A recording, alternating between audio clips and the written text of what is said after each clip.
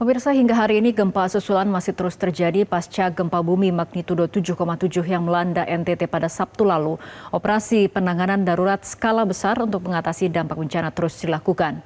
Apa saja kesulitannya? Berikut ulasannya dalam Top Review Tunggu Apa Lagi bersama Kata Uma.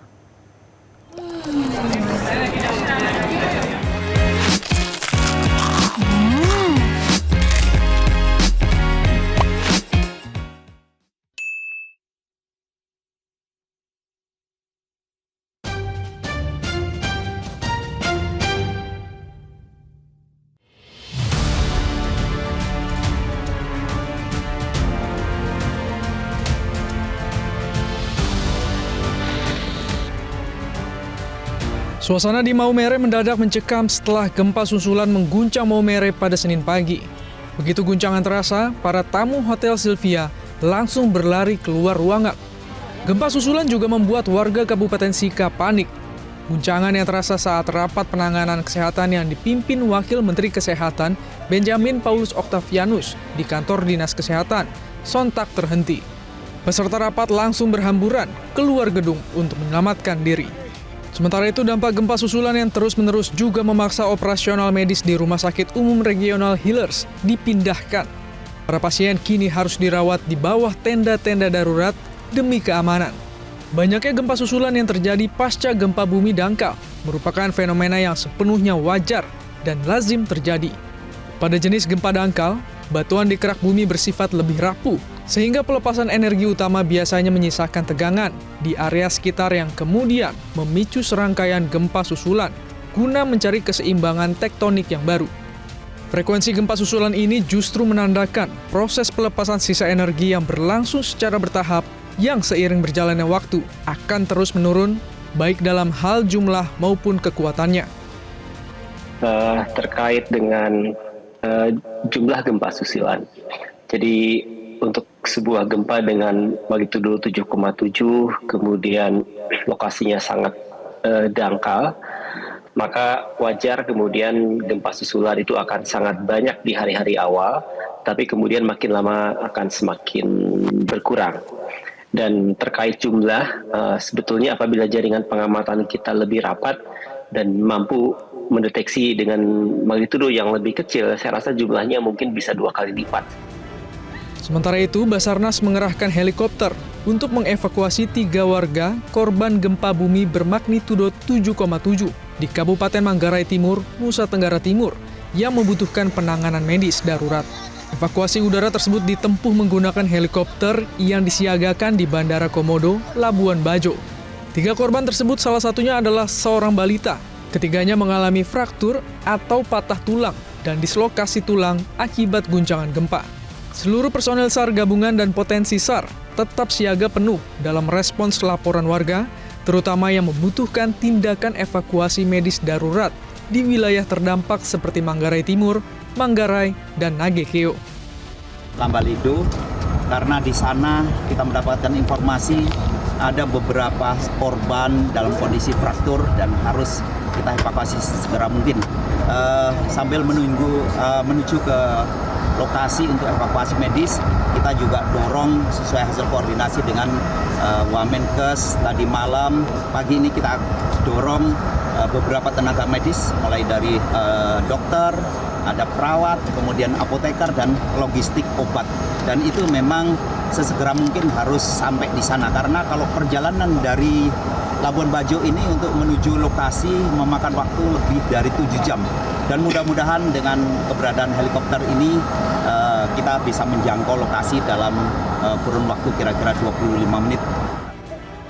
Operasi pencarian dan evakuasi korban pasca gempa bumi terus dioptimalkan secara intensif oleh tim SAR gabungan.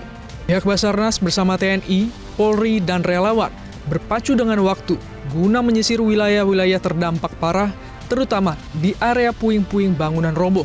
Tantangan terbesar yang dihadapi tim di lapangan adalah kondisi geografis yang ekstrim, serta kerusakan infrastruktur jalan darat yang parah. Sejumlah akses penghubung utama seperti jalur Trans Flores dan wilayah Reo sempat terputus total akibat tanah longsor. Kondisi ini menghambat pergerakan alat berat ke lokasi-lokasi pelosok yang terisolasi, seperti di kawasan Manggarai Timur dan Nagekeo. Golden time ini memang sangat penting untuk kita gunakan sebaik-baik mungkin, dan target utama kami adalah tentu pemenuhan kebutuhan masyarakat menjadi salah satu yang penting. Kemudian yang kedua, bekerjasama dengan Kementerian Kesehatan juga melakukan upaya-upaya mendorong tenaga kesehatan, obat-obatan dan peralatan-peralatan kesehatan hingga sampai ke tingkat yang membutuhkan, dalam hal ini di puskesmas maupun di rumah sakit. Serta tentu dari Basarnas dengan tim gabungannya sampai melakukan seluruh rumah-rumah ataupun bangunan-bangunan yang ambruk itu bisa disisir dengan baik, sehingga tidak ada lagi yang tidak terlihat atau di-assessment oleh tim Basarnas. Jadi ini kita lakukan tentu yang pertama untuk mencegah atau menemukan orang yang masih hidup, tentu untuk dibuat menjadi dari sakit hingga menjadi sembuh ataupun bisa lebih pulih, dan juga kalaupun sudah meninggal misalnya, terus ini disisir dari bangunan-bangunan yang sudah rubuh. Itu mungkin strategi kita hingga golden time bisa kita dapatkan. Berdasarkan data pemutakhiran terbaru dari BPBD Provinsi NTT, total rumah yang mengalami kerusakan melonjak signifikan, mencapai 19.297 unit rumah.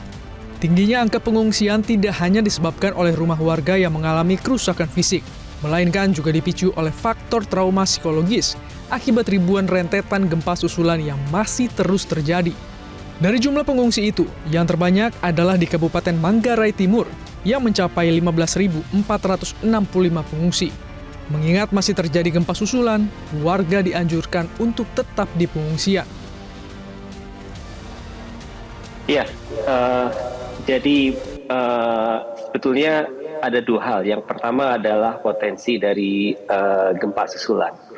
Di beberapa daerah biasanya gempa susulan walaupun tidak terlalu besar, sangat mungkin diikuti oleh bencana susulan. Ini tidak kita harapkan terjadi, tapi banyak sekali beberapa wilayah kita, misalnya tanah yang kemudian sudah terguncang kemudian mengalami longsoran. Ini semoga tidak terjadi.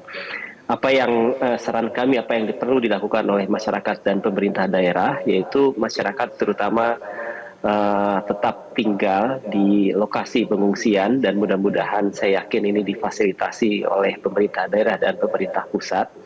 Dan kemudian menghindari, yang pertama adalah tetap tinggal di bangunan apabila kemudian bangunan tersebut sudah terdampak oleh guncangan gempa utama, jadi menemukan ada kerusakan struktural dari bangunan, jadi sebaiknya tetap tinggal di lokasi pengungsian ya. Berdasarkan catatan Badan Meteorologi, Klimatologi, dan Geofisika atau BMKG, Pulau Flores dan sekitarnya sangat rawan karena berada di atas struktur geologi aktif bernama Flores Back Arc Thrust atau sesar naik busur belakang Flores. Gempa pada 15 Agustus 2026 ini bukan yang terbesar, melainkan gempa terbesar kedua yang pernah tercatat dalam sejarah modern NTT. Gempa bumi paling besar dan paling mematikan di NTT tetap dipegang oleh gempa dan tsunami Flores pada tahun 1992 dengan magnitudo 7,9. Gempa 1992 itu sangat dahsyat karena menimbulkan tsunami hingga 26 meter. Lebih dari 2.500 orang dinyatakan meninggal dan hilang.